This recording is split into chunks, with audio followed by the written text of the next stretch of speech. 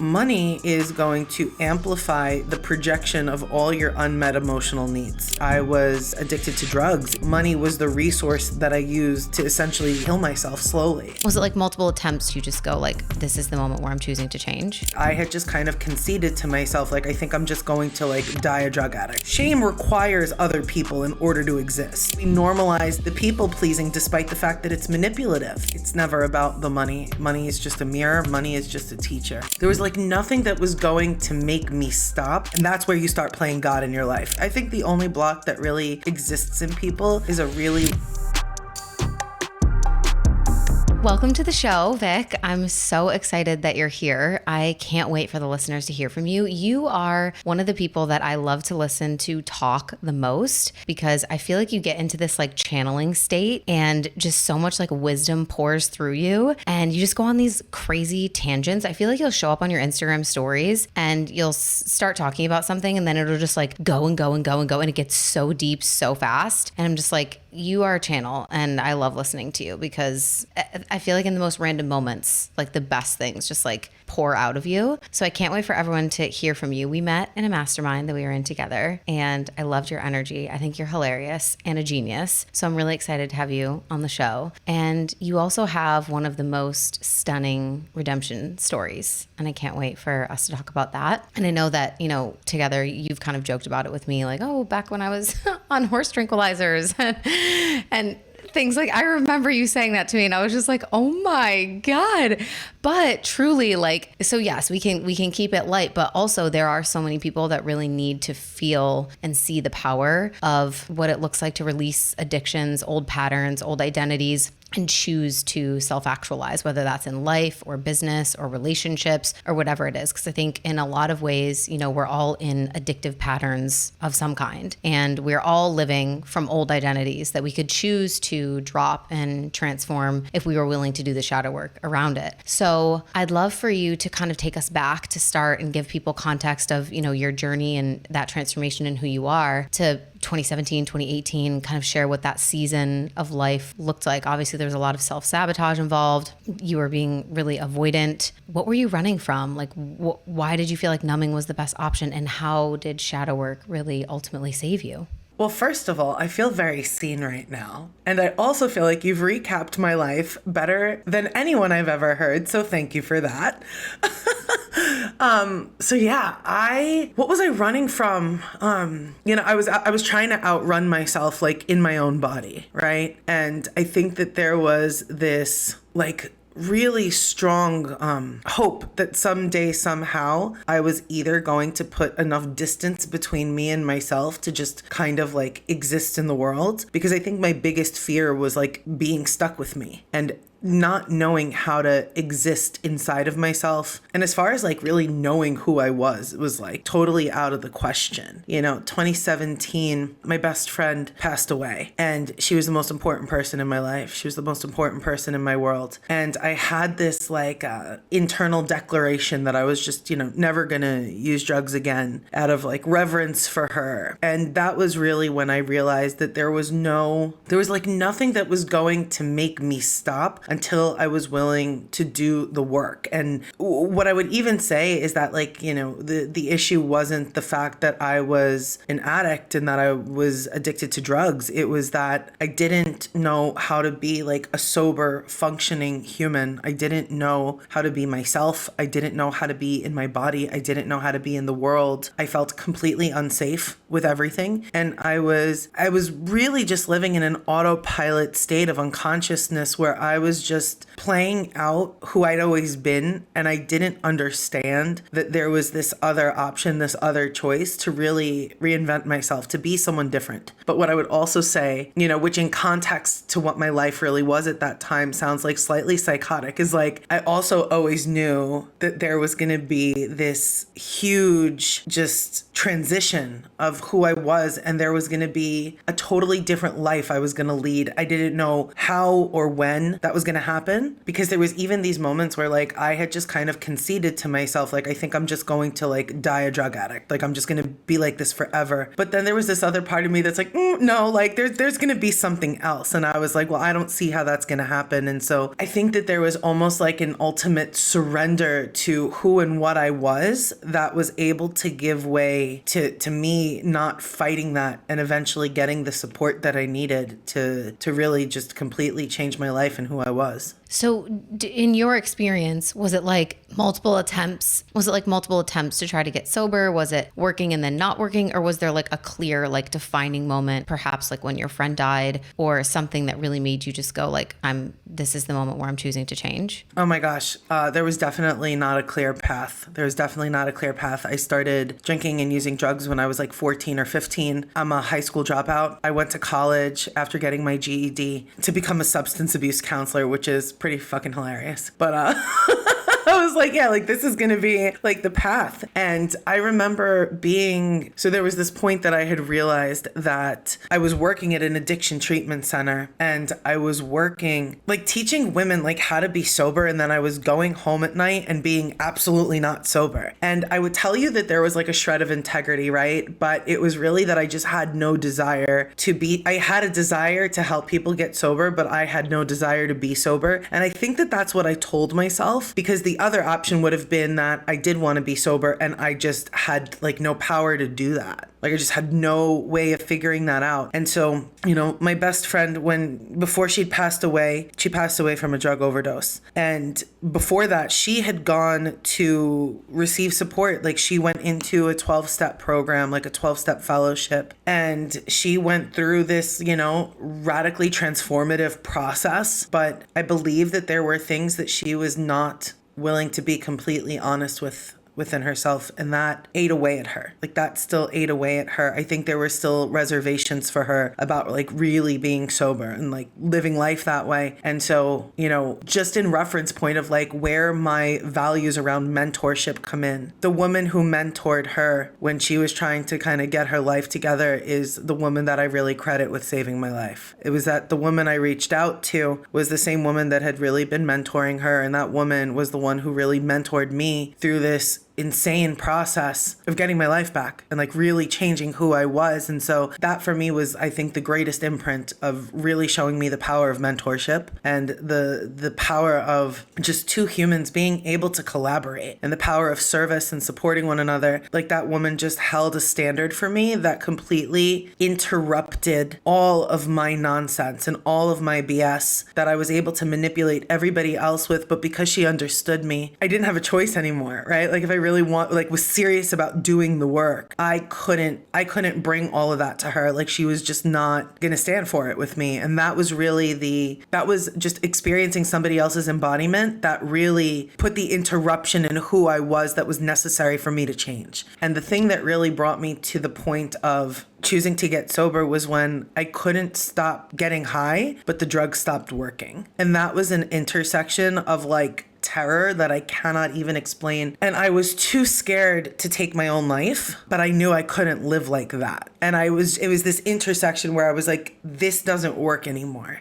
And the more and more and more I was attempting to make things work, right? And like joking about like horse tranquilizers and, the concoctions. Like I often say, like I'm an equal opportunity junk bag. Like you put a solid liquid or gas in front of me, the answer is yes. And so I knew that I was really playing Russian roulette with my life. And so that kind of like I was at this fork in the road, right? Which was like, keep going and things are going to like get worse. I'm probably going to die. And then the other fork was like, I need to figure something out here. And the option was to really ask for help. And so, I want to say like the decisions we make to change, like have to be followed by the action to get the support that we need. And there, I think that like really the principle that got me there was like having the humility to be able to humble myself enough to say, I need somebody else to teach me this. And so I would even say that like it's been like the greatest foundation of even what's just been transferred into what I do within my business as a whole has been really the humility to be able to ask for help and really having a level of respect for the power in mentorship and what that can do when you really hold a standard to help somebody else like disrupt like an identity that isn't serving them, to really help support and guide them into a completely different life. Yeah, I love that so much. And I'm sure that that woman had a huge impact on your life and your sobriety, but also on the way that you viewed mentorship. And I know that the way that you show up for mentoring your clients in business and in life and their own transformations is in that similar way of kind of, no bullshit can really like cross my doorstep. Like I'm going to be able to see you in your patterns, in your excuses, in your disembodiment. Like I'm going to be able to see that. And together we're going to be able to address it. So it is kind of like there's an intimidation of like, oh, like, Vic's going to know like why I'm not doing this thing or why I'm not showing up the way that I want to. But also at the same time, like it's a safe space because you understand on a deep level why. And then you're able to help people transmute that with obviously, shadow work is a huge part of your journey. It's a huge part of your work. You advocate for it all the time. What did that look like for you in your personal transformation and also in like getting your shit together in business? When I first got sober, kind of the process that I went through with this woman, my experience with her was over the course of 150 hours, pretty much spread over 10 months. And this woman had me look at my whole life. Like all of my resentments, all of my fears, all of my relationships, all of the harms that I had caused people, to really understand that I'm the common denominator in my experience. And that if I'm the common denominator, then there is a power there for me to be able to take back, but it was really grounded on the principles of self-responsibility and self-honesty. And so in her showing me that I am the pattern, right? Like in all these relationships and circumstances, I'm able to then interrupt that, right? With my decisions, with the way that I choose to respond, right? And like my responsibility in every circumstance that I'm in, no matter how uncomfortable it is, no matter what it is, like I get to choose who I am in every minute. And I'm not just responding based on the charge of emotion I feel in the moment, right? I don't get to just operate from this like righteous indignation. And so she really took me through a shadow work process. And the way that that showed up for me in business, which was really, fascinating, was when I first started my business, there were these really interesting overlaps where I realized that the same feeling, for instance, that I would have when I was waiting for like a client to answer me in the DMs was the same feeling that I had when an ex-boyfriend would stop answering me or give me the silent treatment, right? In like a really codependent experience or relationship. I realized that the same panic that I felt when money wasn't coming in was the same way I felt when I wasn't getting responded to in a certain relationship or I wasn't getting what I want. And so I started to see, a lot of my core wounding come up, right? Like rejection, abandonment stuff, the scarcity stuff, my codependency come up. And then I started to see where the way that I would respond or speak to people was attempting to manipulate or influence them, was attempting to kind of posture. And I was like, whoa, like this is really interesting. Like what I'm doing here with people and with money and through content is all the same survivally patterns and behaviors that I was doing, like prior to getting sober and really like in a lot of my core relationships. And so when I was able to see that overlap and I was able to see that this was not a matter of sobriety, this was a matter of understanding that business is a relationship. And so all of those weird, funky relational dynamics that I had in other places with people, it was this overlap that was now transferring over to the way that I was dealing with clients and, an audience and with money. And I knew that in order for me to really have an embodied business, in order for me to really be in integrity with myself, like these were going to be things that although I had already, done the work, there was a different layer here that was being expressed and exposed. And what it was really showing me was that the same way I didn't feel safe in a lot of relationships in the past, I wasn't feeling safe in my business. And so I went through like a whole process of really understanding what it meant to create like a secure place for me to be able to show up in my business so that my business and my clients and my audience weren't receiving like this really disembodied manipulative version of me. Wow. I think like what I love about the way that you talk about this is the radical honesty that comes through because so many people are lacking that of really being able to see maybe some of the ways that they are showing up in business as dishonest or out of integrity or manipulative, right? And that's what happens when we don't feel safe and we feel that scarcity coming up. You have said that the easiest way to sabotage your success is to settle for the identity that you're embodying now. So obviously we're talking about, being an embodiment of your work and being in integrity, and identity is a huge piece of that. So I'd love to kind of talk about that a little bit of, it's not, oh, how can I get them to buy and how can I make this happen? But really it's more, who would I need to be in order for this to just be the automatic response that life is giving me, because life is responding to who I'm being, right? So talk to me about this concept of like identity work and actually being the version of yourself that you need to be in order for you to get the results that you're seeking, rather than showing up in those kind of like weird, dishonest or manipulative ways of trying to get people to treat you in a certain way or buy from you or whatever that is. For sure. What's really interesting, right, is like, this was something that I didn't like even understand when I first started my business. Like I didn't get the identity thing. I got the pattern thing. I got the shadow thing. Like I understood the safety factor in the nervous system. Like I understood that. But the thing about identity for me was recognizing that there was a difference between trying to make something happen versus being somebody that would just naturally have that experience. And my kind of, how would I say this? Like the trajectory that my business took was so wild that it was a really revealing process for me around identity. The first year in business, I went through this really kind of bumpy ride, like failed launches, $0 months, like not making any money. And then having to learn how to be a businesswoman, learning to run the actual business, which is another conversation I could go on forever about, right? But what happened was I really doubled down with prioritizing learning to run a business versus making money. And once I did that, the growth happened so fast that it kind of blew me away. And I went from this $14,000 year in my first year to this $300,000 plus year in my second year. And what was so important to just highlight in this was like, I was the person who, yes, I got these results, but there wasn't like a clear identity shift where like I was the person who could maintain that. And there was a level of like, I don't want to say like imposter syndrome almost, but it was almost like I felt like I was living someone else's reality. And I was living the reality of somebody else I had not really taken ownership in identity over. And so what happened after that year was I slowly started to sabotage the growth. I slowly started to really let my ego kind of infiltrate that experience. I started to find the ways to not become the person who would maintain those results. And so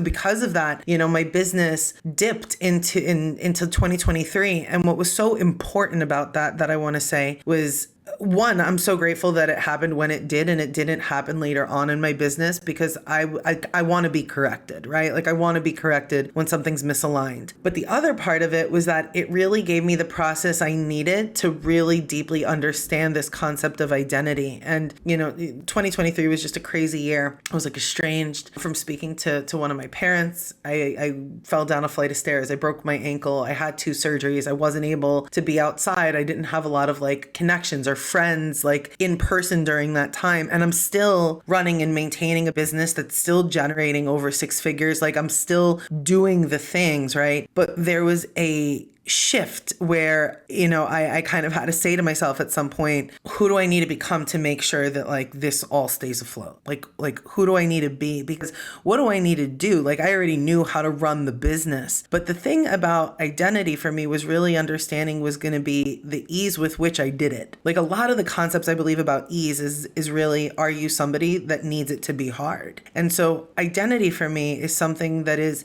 built as a result of the self-concept that you condition. And your self-concept is your thoughts, your feelings, your beliefs about yourself, and essentially like an idealized version of you. And so when I talk about shadow work, what I'm really talking about is the process of self-exploration to start to acknowledge the parts of you that your ego has decided is not part of its ideal self-concept, right? And so there's like this kind of rejection there. And when that happens, it's like we become blind to ourselves. And so identity for me is really who I am on both ends of that spectrum. It's both who I might be consciously, but it's also who I am with the patterns that are conditioning certain beliefs that I have about what is and isn't acceptable about me, right? What is and is not good about me, like whatever that might look like. Also, what I would even bring into that is like, it's my beliefs about how powerful I'm allowed to be, how smart I'm allowed to be, how impactful I'm allowed to be. And one of the things that I would say that I recognized was that in that growth within my business, I did not feel safe as being a powerful person. I didn't feel safe as being a successful person. And something I even realized for my journey, even with money around that, was like money felt really karmic for me. You know, as an addict, money was the resource that I used to essentially like kill myself slowly. And then it became this now resource that I'm using to drive this principle and value of vitality. And so the spectrum that I experienced with money hadn't fully adopted a different identity that could also really honor that transformation, right? And like honor that transition. And so there was so many factors of identity and of self and of my own perception of me that was challenged, right? It was challenged. And the quickest way to right sabotage is absolutely to like continue to live within an identity. But if you're not willing to see the identity that you're actually operating from, there's a 0% chance that you're also going to be able to sustain something different, because you're never going to outwork your identity. You're never going to like sustain success that your identity will not allow. And that was really my experience. Like that was really the experience I had. It was like I needed to protect who I thought I was. And so I saw that success as a threat. And in order to not see my success as a threat, I had to change who I was, to not hold it, because the holding things is like exhausting, but to really embody the person who would naturally be able to sustain and then scale that success. Yeah, so good what you said about like, it's not just, oh, let me come up with this idea of what my next identity is and step into that. You can't do that until you are actually willing to be super radically honest with yourself about what is the current identity, right? And I say this all the time. I talk about like your subconscious will never make you a liar. And I think that's exactly what you're saying with like, you can never outwork your identity, which is like, you can try as hard as you want, but at the end of the day, those subconscious beliefs, that identity that you're holding on some level is going to be the thing that dictates how you show up, how you act, how you progress or self-sabotage. Like that's the thermostat that's like controlling, where we're actually going to get to. You brought money into that. So I want to kind of expand on that as well, because you kind of talk about money being this mirror of your identity. And obviously there was such a contrast with your identity in the past as an addict and what that looked like with money versus then stepping into being, a multi-six-figure business owner and that having to be a mirror of your identity. What do you see happening with your clients and even within yourself when it comes to money and adopting a new identity? Because I think there's a lot of people that want to believe like, oh, I can just, if I just act like this person, then I'll receive those results. But what you're really talking about here is yes, and you also have to be willing to recognize what's happening for you now and who you're being now and the identity that you're embodying now. So what is that journey going to look like for someone who's like, okay, over this money story, over this current version of myself, want a new identity. I want to attract more money. I want to hold more money. I want to keep more money. What do I need to do? What do I need to look at? What do I need to change? Yeah. So I love this. And the first thing that I will say about money is that it's never about the money. Money is just a mirror. Money is just a teacher. And most people look at money as a replacement for security and a replacement for love. And so money is going to amplify the projection of all your unmet emotional needs. Money's just going to show you where you're not saving yourself, where you're waiting to be saved, where you feel insecure, where you're feeling disconnected, right? Like that's been the story that I have experienced 10 times over. My first kind of multi-5-figure month was a $40,000 month in the beginning of 2022. And I had just made more money than I had ever made in my life, like prior to entrepreneurship, like when I was, working in, for somebody else. I probably never made more than like $30,000 a year working in retail or something, right? And what was crazy was when I had this high cash month, I'd never felt more scarcity in my life because I had so many emotional expectations and projections that I'd placed on money. I thought I was going to feel a certain way, and money was disappointing. And I would also go as far as to say, right, like the codependency in me was always disappointed by people. I always felt emotionally unfulfilled. I always had higher hopes of how somebody was going to make me feel, and then left to feel disappointed. And so money just showed me really like what my emotional expectations were with people and with relationship. And so the scarcity that I felt actually really was a mirror for me of like the intimacy that I didn't have the ability to connect with. It was this mirror for me about how I had placed my experience of safety and security on things outside of myself, and how I had a really distorted relationship with the idea of security because I was looking at the experience of money essentially like through this lens of this was going to solve all these problems, right? And I often think of it as if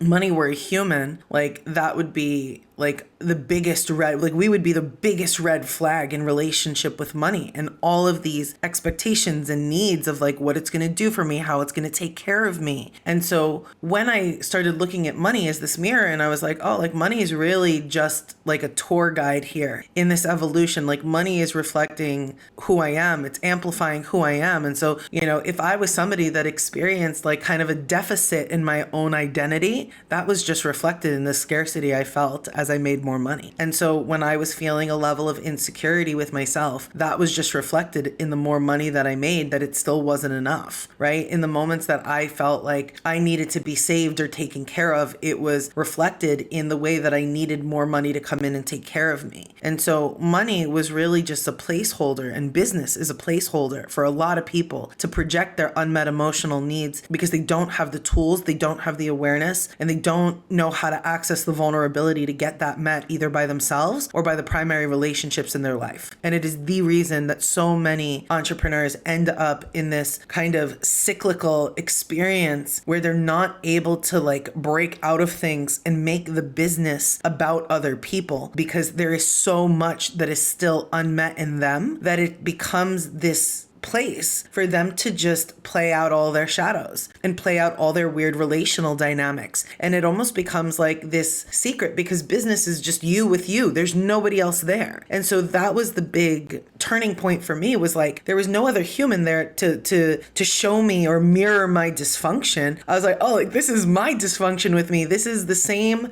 common denominator that I recognized when I went through that process in sobriety. Business was like, hello, darkness, my old friend, like you're doing it again. You're still doing it. You're still in that identity. And so recognizing that for me was really, yet again, another fork in the road. Was I going to continue to do this, or was this something I was going to clean up? And that really just came into like a different standard of integrity and embodiment and leadership of like, how many times am I willing to complain about the same things, have the same conversations until I just become the person who embodies the shift when I see exactly what needs to be changed. And that was the, I would say the transition between acknowledging the need for there to be a new identity and actually making sure that that change, that transfiguration was now in motion. And it wasn't just something I was talking about. It was actually something I was bringing into embodiment. Yeah, I love that so much. Was there anything that you did? Like, how did you start to meet your own emotional needs or access that vulnerability or create safety within yourself or within your primary relationship so that you weren't relying on your business to kind of fill those holes? Business kind of puts you in a chokehold, throws you up against a wall, and is like, listen, you're either going to clean this up or we're going to play this out until you do. And so I would say that I wanted not the success, but like I wanted the total experience of feeling my potential in business. And so it wasn't so much of, again, like I was motivated, but it was, I was willing. I was just willing to do this work. And so, the other kind of factor of my business that's been really centralized as the game changer for me was around nervous system work. And I think that nervous system work has gotten really glorified within this industry in the past probably year or two. And I think that it's amazing that people are talking about it. But I think there was a huge factor that people were missing is like the game of nervous system work is like get your body out of survival so that you can then take yourself outside of your comfort zone in order to build more resiliency, more flexibility in your ability to meet stressful situations, yes, but also to stretch yourself. And so business was such a big stretch, like coming from being like, an addict to then being like somebody who had like something actually worthwhile to say. Like I had skills and I had tools and I had experience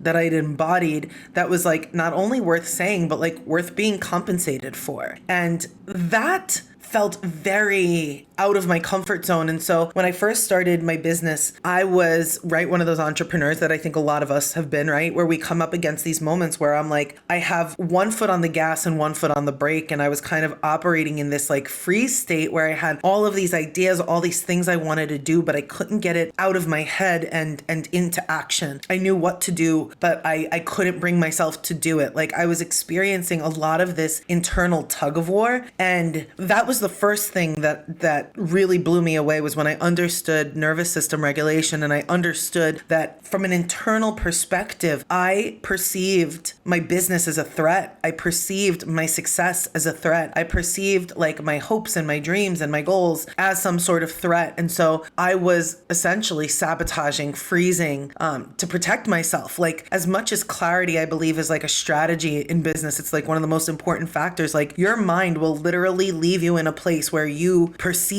confusion in order to protect you from actually getting it right because it's nervous about what's going to happen moving forward. And so what I learned about that for myself was I needed to be willing to give myself reassurance every step of the way. And that what I have found for so many entrepreneurs is that they have this fear, they have this anticipation, I believe, as well, at times where they think that because they want something, that's going to be enough to get them to move. And so they override themselves. They override their fears. They don't validate the moments that they're incredibly nervous, the moments that they need to be brave or courageous. And so they really treat entrepreneurship as this thing of like, when I get there, I'll be able to rest. When I get there, I can be proud of myself. When I get there, I'll be able to celebrate. When I get there, I'll be able to take it easier on myself. And what I learned was that I needed to be doing that every single step of the way. I needed to be so present and so in tuned to what I was thinking and feeling, what my body was experiencing when I needed to rest, and not overriding that, not overriding it in the name of ambition, and not allowing myself to bypass a lot of the things that would have been more simple, to just pretend like it wasn't happening, like whether that be the fear, whether that be the moments that I was, scapegoating shame because I didn't want to be responsible for something, right? There was this total responsibility for myself.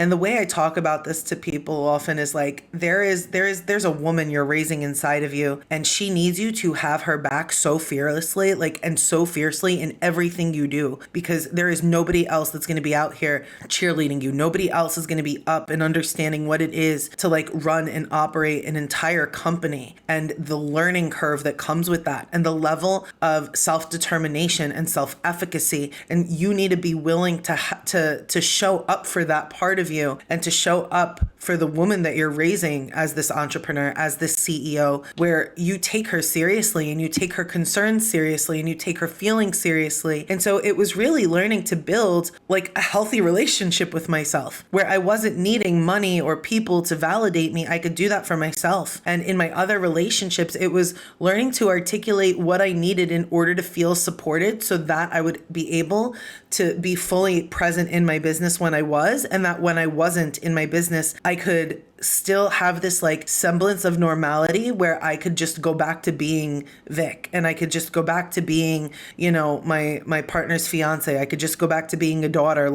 I had to learn to set the boundaries that my success was not available to support people around me, right? Like that my success was not there to take care of people, that I was not doing emotional labor in other relationships. I was really asking for there to be reciprocity, because it's what I need to be a well-resourced woman so that I can sustain this business, and the responsibility that I have to the people that I hire, to the clients that I serve, to a community that has expectations of me, and not from a place of pressure, but like really from a place of leadership. And I needed to feel safe with myself in order for people to feel safe with me. And that is, I believe, a responsibility of leadership that's not just about the self-leadership, but it's understanding the influence that you have over people, and understanding that people are looking to you to be like this kind of unwavering pillar in moments of chaos, especially that I serve and support people in their businesses, especially because I do a level of intense work with people.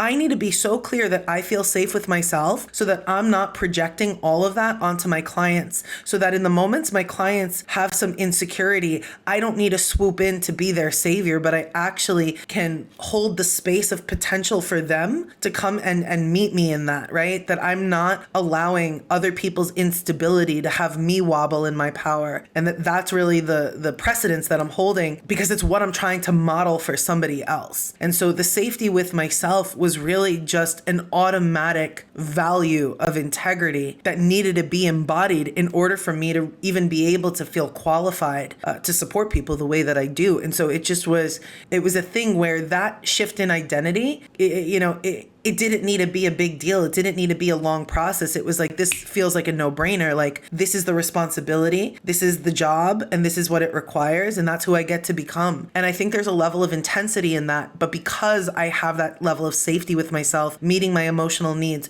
knowing when I need something, knowing when I need a rest, when I need to have my own little tantrum, I can coach myself through that. I don't make it other people's problems. But even more so is that inside of those values and inside of that experience is why I can have a level of intensity and depth with my clients, because they know it's a safe container where there's also a lot of love and a lot of levity and a lot of play, and we can have fun and we can experience ourselves and each other in a way where, the big thing that my clients say is like, you create a really safe place for me to be incredibly fucked up and it not be a big deal. Like, I could just come to you and like, I could just be like a total spiraling, like kind of piece of shit at times, and like realizing these like really kind of like distorted parts of myself, and you just make that so normal and not a big deal. There's no reactivity to it. And so for me, it's like, there's nothing I'm not willing to see in myself. And so there's nothing somebody's going to bring me that's too big or too much. And I think that that's also what's made me the mentor that I am, is that I can model that safety for other people. And for me, it just is that ripple effect of supporting other women and creating incredibly safe businesses for themselves so that they can do the same for the people that they're serving through their work and their medicine and their message. Yeah, I love that.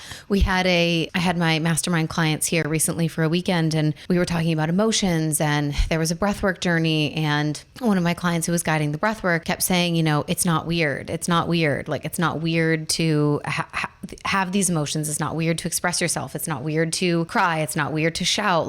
And I think that's kind of what you're describing here, is people can come to you and they can actually feel safe enough to do the shadow work and see the shadows, see the negative patterns that are perpetuating, because they know that with you and in your space, it's not going to be seen as weird. And I think a lot of times some of our biggest block is like thinking that we have a block, or being like, oh, this part of me, like, it's so like, oof, so bad, so big, so wrong, and then we almost amplify that by being like, this is my problem, or I have this big problem. And so sometimes the block is really just thinking that you have a block, and can you actually just meet that with neutrality? Unquestionably. I think the only block that really exists in people is a really low tolerance to be honest. I think that really honesty is really the only block that I think people have, because if you're honest with it and you can see it, then you can take ownership of it and you can shift it, you could change it. And I really believe that it gets to be that simple. And I think that people really complicate the process of integrating new behaviors, integrating a new identity, when in reality what it is get honest, take responsibility for it, choose a new behavior and go and act like it. That's it. It's literally that simple. And I think that people want to complicate the integration of things where they want to be infantilized and they want to be coddled in it and they want to make this big production, and people need to spiral out because they realize this, part of themselves has existed and they need to go and run away and hide in the shame. And it's like, if you just allowed it to all be not a big deal, none of it would need to be a big deal. And I find that a lot of the times for myself, it was... What are we getting from that? Like, of being like, I want people to, I want people to coddle me or hold me through this, or like, oh my gosh, I have this thing that I can't stop doing and it's this big problem. Like, obviously there's a secondary gain. What are we getting from that? There's such a huge secondary gain. So the way that I think about this is really that people that are still operating in a lot of these kind of like shadowy kind of identities and these kind of more, it's right, like it's essentially like a survival-y identity. Like that's how you think you need to behave to get your needs met. And so when we are found out, when the ego is like found out, like, oh, like you're, over here trying to posture in your business, you're trying to influence people or lead them to believe that you are acting a certain way, right? Like when that gets exposed and we spiral out with like shame, what it is like the ego doesn't want to be found out. And so we do this performative thing. Because we need to go lick our wounds, and it's easier for people to spiral out and kind of bring that kind of like, it's almost as if it's like this performative piece where it's like you're victimized by yourself and then people need to take care of you, and it's like, oh, it's okay. And what happens there is like we normalize so much of this behavior for people, right? We normalize the people pleasing despite the fact that it's manipulative, right? We normalize, and I think this is also where people have like a strong glorification of trauma, and people need to be validated, and people need to be seen, and people need to be heard, and people need to be, right, like kind of held in community to be expressed and exposed and witnessed in all of these things. And, I think for some people this may sound, what's the word I want to say here? It may sound insensitive, but what we have to understand is that like on a real level, like it is really, it's a culture of self-obsession. It's like, I'm so obsessed with myself that I need all of you to see how I did this terrible thing. Because the thing is, like, if you were the only person that existed on the planet, you wouldn't need to feel shame. So shame requires other people in order to exist. Shame is something we do to make shadowy behavior more socially acceptable, because instead of being like, yeah, like I manipulate people. Yeah, I have a power dynamic where I only feel good when I'm the most powerful person in the room. Yeah, when I don't get my way, I start to bully people in my client. And I start to bully people in my content, right? It's like I start to talk down to other people because it's the only way I know how to feel good about myself. Instead of people saying like, yeah, I actually have this weird shadowy dynamic. It's like, I feel so much shame that it's now been revealed to me that like I've done this weird codependent, disempowered, disembodied thing. Like here, let me like kind of connect with people through that, right? Or feeling shame and wanting to cover it up rather than just owning it, and I talk about this a lot of, us needing to kind of hide behind that is part of the same experience where people believe that like the only way to connect with people essentially is through their pain, and it's through inadequacy. It's way more vulnerable to be successful and to be honest and to be radically responsible. And I think it's one of the reasons why I can feel like I'm being spicy with people at times. And the thing is, like, I'm really not spicy. I'm really just calling it as I see it. And I don't think of that as being spicy. I think that people just have a really low tolerance for being an acceptance of the full spectrum of humanity. Yeah, honesty and like just the full spectrum of humanity, right? It's like we have this binary good, bad, right, and wrong, and people just want to be seen in this one perspective. And I think this is also, I'll just kind of sum this piece up with like, right, like the shadow and the light, the dark and the light. And I, one thing my first mentor said to me was, Vic, there's no such thing as darkness. There's only the absence of light. And the thing about the light is that you have two options. It's either going to be there to illuminate something, or it's going to be there to blind you. If you have your back to the dark, right, and you're looking at the light, you're looking dead into the sun, it's going to blind you. It's going to completely blind you. But what happens the second you turn your back to the light is when it casts a shadow. And then that shadow is illuminated, and then you can see something. And so people's relationship with that in the benefit that we get is like, we're just in the light, like, oh, I can't believe I have done this, right? It's like this like big drama. And it's like, all right, like go be blind. It's like, or you could just turn around and allow what's illuminated to be there. And that's what creates the distraction. That's where people get stuck. That's what takes people sometimes a lifetime to actually just allow themselves to transcend certain behaviors. And it's why people do not shift out of the identity that they need to in order to really build the success they want in their business. Yeah, they're unwilling to turn around and see that shadow and then be able to actually make change, because you can't make change when you're blind, when you're when you're ignorant to what's actually happening and the patterns that you're playing out and who you're being and how you're operating. I want to highlight bold the thing that you said about joy, because I'll never forget one time it was probably casually in a story, and I was just like, oh, that changed my life. No big deal. Of you saying that joy is the most vulnerable emotion. And that's kind of exactly what you were talking about. Like, success, joy, celebration, being in that is way more vulnerable than trying to connect through pain or insecurity. Because when you share your pain, when you share your insecurity, when you're like, oh, this, people always meet you with love and, oh, I hope you're okay, and thank you for sharing this, and that has really helped me, and I've been there. And there's a lot of camaraderie with the negativity and the pain and all of that, but joy pisses people off. When you share joy and you're like, my marriage is amazing, my relationship is super happy, like I have great friends, like I don't have drama in my life, I'm making great money, like this is amazing, like that pisses people off. And so that makes joy really, really vulnerable. And I think there are a lot of people that are hiding, suppressing, diluting, watering down their joy and their expression because of that fear of like, it's not going to be well received because I feel bad that everybody else doesn't feel as good as me, or I'm just aware of the fact that, and we have a societal expectation of that too, of like, well, that's considered bragging and that's not classy. And it's just this whole big thing. But I just wanted to highlight that joy is a super vulnerable emotion, which is why we're not expressing it nearly enough. The most. And I think that that's right part of that secondary gain in some ways is that the common denominator that every human on the planet has in common is pain. Everybody has experienced some degree of pain or suffering. It's why our brains are wired to see and seek out fear and problems. It's why we have you have a survival brain. You don't have a thriving brain, right? Like a vitality brain. You have a survival brain. And so we are programmed to connect through pain and fear. And so joy is the thing that starts to separate us. And it's one of the reasons that also we will choose to go into those spirals. Because imagine just being able to see a certain element of your identity or that you're embodying that other people will spend a lifetime pretending like they don't know what to do about it. And you were to just come along and be like, oh yeah, I see that in myself, like totally aware of this now. I'm going to immediately change that behavior in total love, reverence, respect, and neutrality towards myself. People would lose their damn minds. And then being able to be joyful in the face of your inadequacy. I'm an incredibly inadequate human in so many ways. I'm joyful as hell. I think I'm fucking fantastic. But it was also, but it's because I do not have judgment for my human expression and experience. I have an infinite amount of grace, right? And I think that is something, even just on a spiritual level, I'll say, is like, there is nothing I will ever do that God will ever turn his back on me. Nothing. So why do I get to be more powerful than God in turning my back on myself? And that's where you start playing God in your life. And that's where you start blocking your blessings.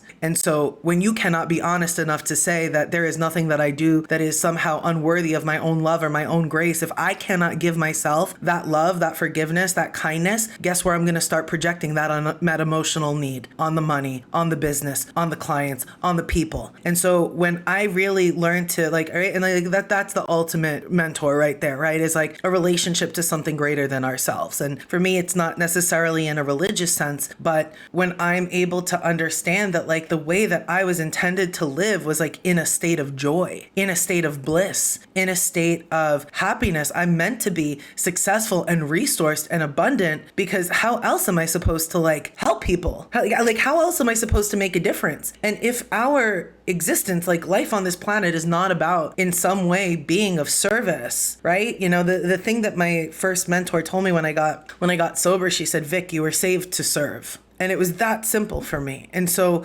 my job in sobriety, my job in business is like, they're both not about me. Sobriety is like, get sober, help other people. Business is like, figure your shit out, help other people. That's it. And so when I'm able to stay like in that frame of mind, the work on myself is not an inconvenience. It's not something that happens in seasons. It's not to get some sort of gain. I'm not doing this work to build my capacity or to regulate my nervous system to make money and see my shadows so that I can build more success. It's so that I can protect other people from me, because I know who I can be. And so in order for me to really care about other people, right? And like God, like the way I believe care is like, it's the provision of what's necessary to make sure that like the welfare, the maintenance of something. And so to really care about people is like, I need to care for myself first. So I'm not making other people responsible for that. So I can actually show up and say like, how can I serve you? How can I support you? How can I help you?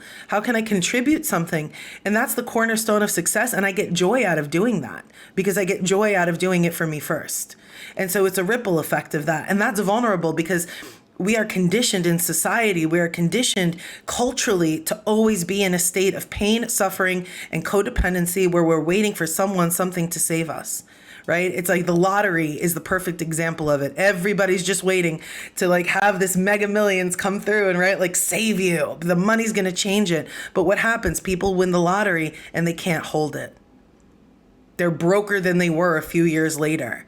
Right? And that's the same thing in business. It's like when we don't do that work to illuminate what it is that has us disconnected from ourselves, from our essence, from our like the purity of heart, from a higher power, from service, from other people, because that's what I was running from in addiction too, right?